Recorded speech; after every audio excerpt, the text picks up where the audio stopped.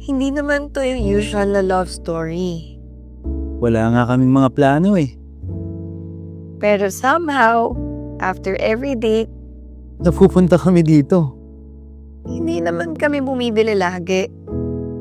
Minsan, tambay lang. Hanggang sa hindi na lang siya random stop. Parang naging part na siya ng kami.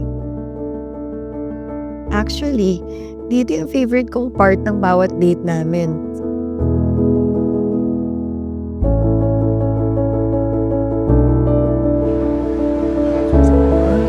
Good afternoon, sir, ma'am. Nice to see you again. Kamusta, Archie? Okay lang po, kayo po ba? Pa naman. Ay, love, parang ang ganda nun. Ito lang ba? Sir, okay na. Okay na. Pakasama talaga, bro. Walang naman, so ikaw na muna bahala kay Mia. Yes, sir. Magre-ready lang ako. Love, share lang ako. Ma'am Mia, meron po kaming bagong item na life-changing to. Okay, sige. Tara po. Ito? Yes, ma'am. Diretso lang po tayo. Life-changing.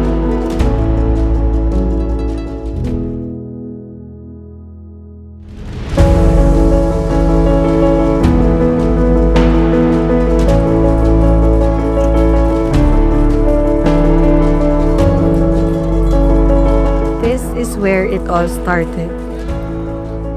At mukhang dito rin magsisimula yung mga I love you, pero mali ka sa design moments. Teka, bakit parang may mali sa layout ng sala?